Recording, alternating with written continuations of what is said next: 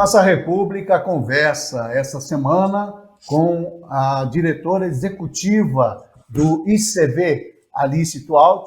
Esse não é o nome certo, não é o jeito certo de pronunciar o nome dela, mas, enfim, não vou aprender francês, né, num programa de televisão.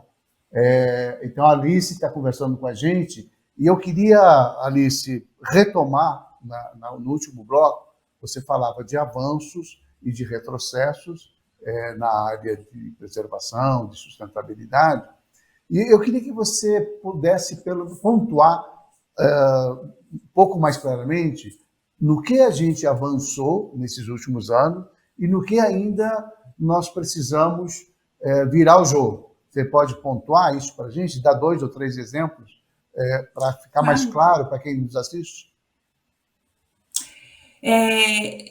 Então, a gente teve nos últimos 5 anos uma política pública que chama a estratégia Produzir, Conservar e Incluir, que foi uma estratégia que foi apresentada na COP, que é um espaço internacional onde se conversa sobre clima, e que foi uma estratégia do governo de Mato Grosso que realmente assim conseguiu trazer mais recursos, foi uma política pública que conseguiu juntar tanto os atores privados, o governo e a sociedade civil, e que demonstrou muita ambição do governo de Mato Grosso frente à sustentabilidade. A partir dessa estratégia, foi conseguido captar recursos, porque um dos pontos importantes também é que para a sustentabilidade precisa de investimento. As contas do governo de Mato Grosso melhoraram, mas não é um estado que, apesar de ser um estado que tem o agronegócio forte, não é um estado que consegue, por exemplo, prestar uma assistência técnica para a agricultura familiar em todo o estado, o que consegue apoiar os povos indígenas, o que consegue realmente fazer um investimento nas fazendas. Mesmo a parte de validação do CAR, por exemplo, é um desafio logístico.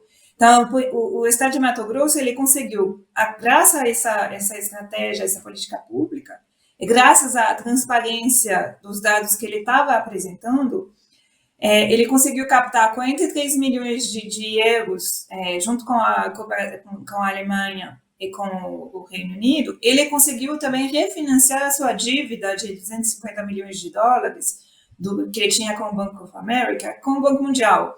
Então, isso demonstra que, se o Mato Grosso mostrar ambição, mostrar que ele quer fazer, ele pode. Mas, frente a isso, nesses 5 últimos anos, a gente viu que, mesmo aumentando a fiscalização a partir desses recursos, mesmo aumentando o monitoramento do desmatamento, a gente não conseguiu conter o aumento do desmatamento. Isso vem de vários fatores, né? Teve uma agenda antiambiental do governo federal, teve vários fatores que fizeram que essa fiscalização ela não conseguiu dar frutos. Mas o que a gente pode dizer é que hoje a gente tem um estado mais preparado se ele quiser conter o desmatamento. O que falta? Falta um engajamento mais claro do setor privado, ou seja, mais rastreabilidade, mais transparência. A gente precisa dizer que precisa rastrear aonde que a carne que eu estou comendo, se ela vem de um boi que vem de áreas desmatadas, a soja que eu estou exportando, ele vem ou não de uma área ilegalmente desmatada, por exemplo. Essas questões a gente ainda não tem resposta. Por quê? Porque a gente ainda não tem acesso a todos os dados, ou seja, existe dentro do setor privado uma certa resistência a dar transparência a esses dados. Além disso, a gente precisa muito claramente de reduzir, eu vou dizer, as incoerências. A gente teve, por exemplo, na Assembleia Legislativa de Mato Grosso, várias tentativas ao longo desses últimos 5 anos, por exemplo, de fazer sumir do mapa territórios indígenas, de fazer sumir do mapa unidades de conservação. Então, essas tentativas, o de fazer, por exemplo, mineração em reserva legal, essas tentativas elas não dão credibilidade para atores de fora que poderiam financiar, poderiam ajudar o estado de Mato Grosso a modernizar a sua agricultura para reduzir o desmatamento.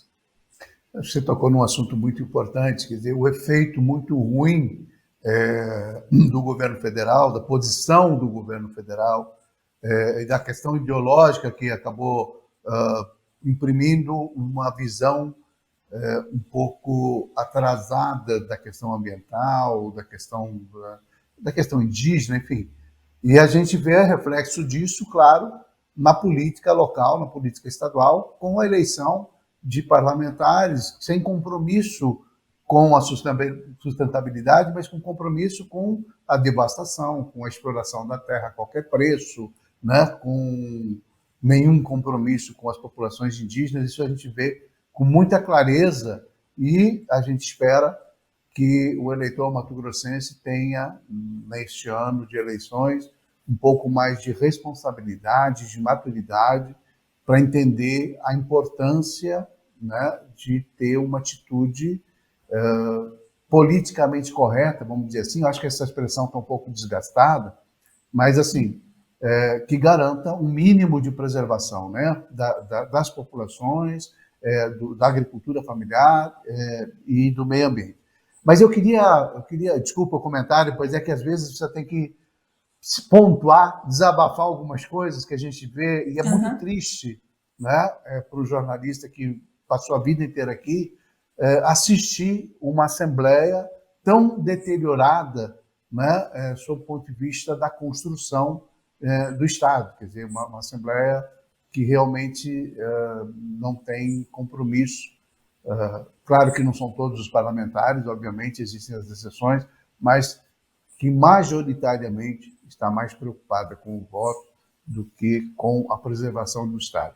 Mas eu queria, você tocou em alguns pontos, nessa coisa do retrocesso, da fiscalização, porque ao mesmo tempo você fala que houve um aumento, uma melhora na qualidade da fiscalização, houve também aumentos de desmatamento em determinados momentos do ano passado, enfim.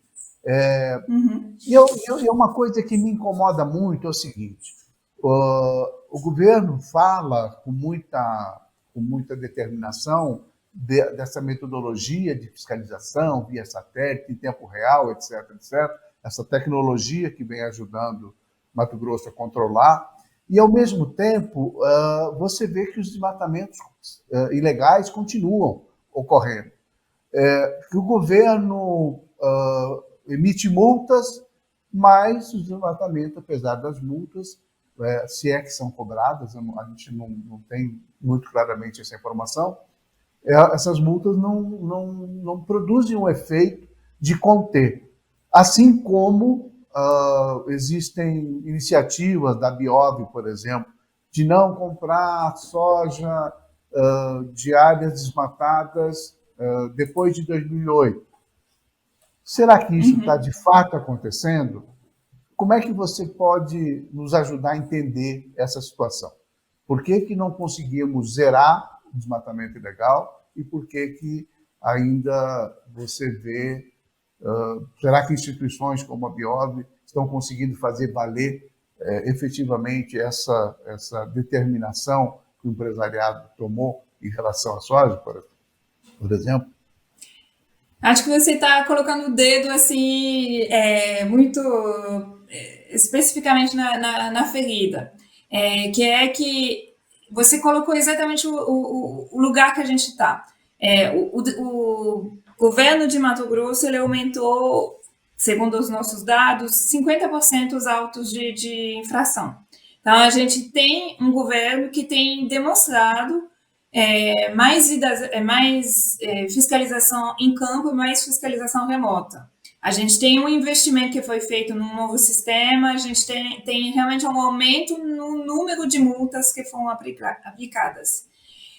A gente também sabe que essas multas elas não são sempre pagas, que tem vários problemas depois da própria autuação, e isso faz que o ciclo da fiscalização não fecha.